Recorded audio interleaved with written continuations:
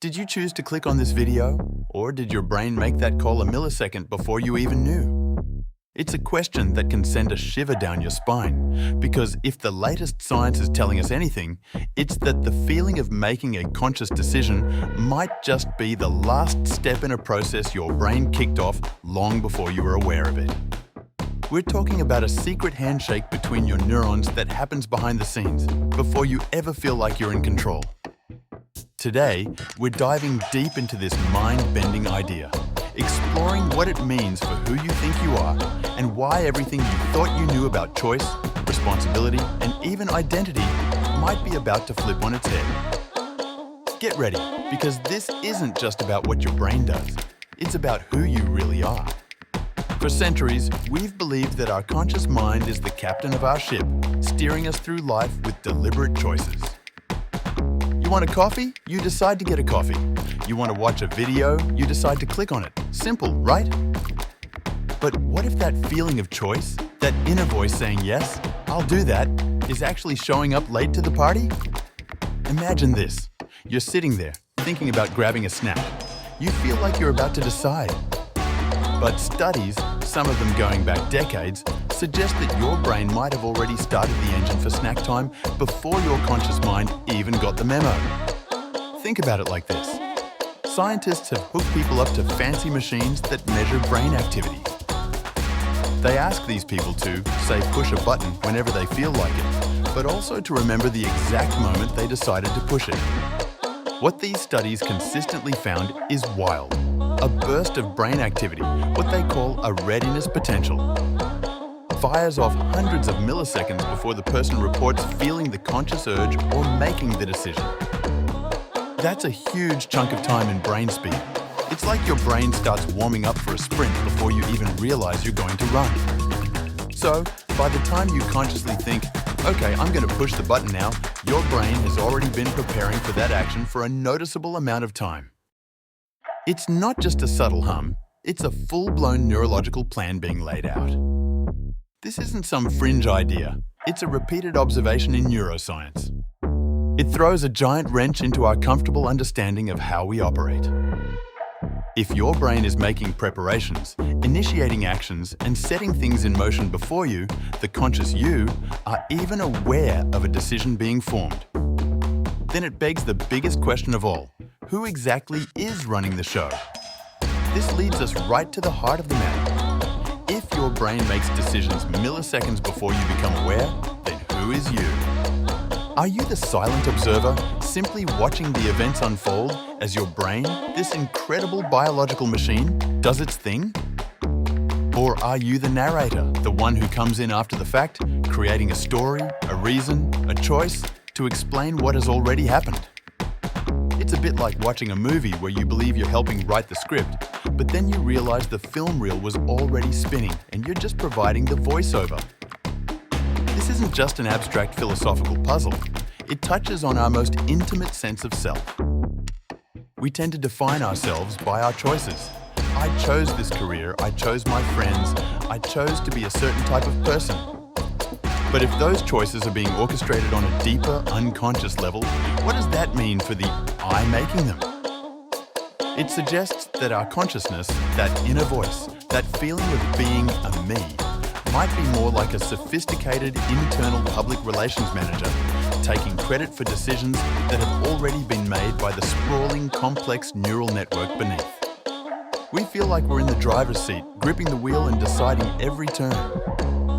But the science hints that we might be more like a passenger, looking out the window, occasionally exclaiming, "Oh, I decided to go this way," just as the car is already turning.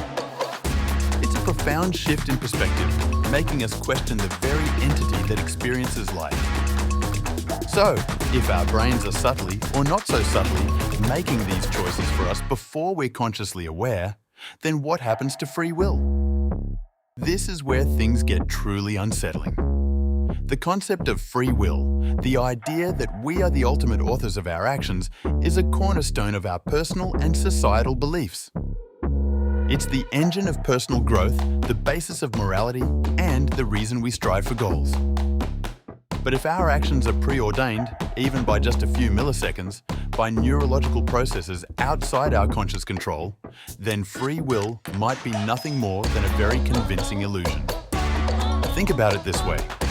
If I secretly nudge your chair a fraction of an inch to the left, and then you feel like you decided to shift your weight slightly to the left, was that really your free choice?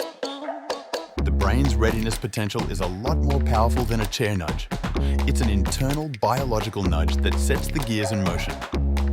If the decision-making process is initiated by unconscious brain activity, then the choice we consciously feel might just be our awareness catching up to what the brain has already decided. This doesn't mean we're robots, mindlessly following instructions. Our brains are incredibly complex, constantly processing vast amounts of information, instincts, memories, and learning. But it does mean that the I who feels like it's making the choice might not be the actual decider. This isn't just playing with words, it's questioning the very essence of human agency and self-determination. If free will is indeed an illusion, the implications are staggering. We're not just talking about individual psychology. We're talking about the very foundations of how we organize our societies, our moral codes, and our legal systems. Think about crime and punishment. Our entire justice system is built on the idea that individuals make conscious choices. If you commit a crime, we hold you responsible because we believe you chose to do it. You could have chosen otherwise. But if those choices are initiated unconsciously, if your brain was already on the path to that action before your conscious mind became aware, then how can we truly blame someone? How can we punish them for something they, in a profound sense, didn't consciously choose to do? The concept of responsibility becomes incredibly slippery. Is it fair to hold someone accountable for something that originated beyond their conscious control? This isn't an excuse for bad behavior, it's a genuine philosophical and ethical challenge. It would force us to rethink everything from the nature of addiction, where choice feels constrained, to the idea of rehabilitation, focusing less on moral failing and more on neurological predisposition and environmental factors. Our understanding of right and wrong, of guilt and innocence, would have to be fundamentally re-evaluated. It shakes the very ground upon which our social contracts are built. Beyond society, this idea profoundly impacts our individual sense of self and identity. Our identities are often narratives we build around our choices. I am a kind person because I choose to help others. I am an artist because I chose to create. But if the seeds of those choices were planted in the unconscious fertile ground of our brains, how does that change who we believe we are? It can feel unsettling, almost like looking in a mirror and seeing a stranger.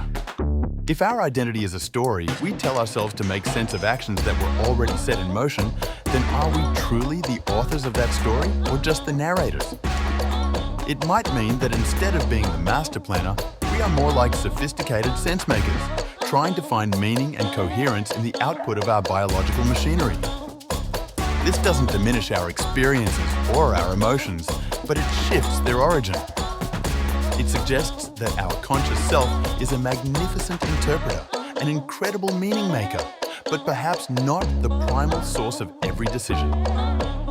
It changes how we perceive personal growth.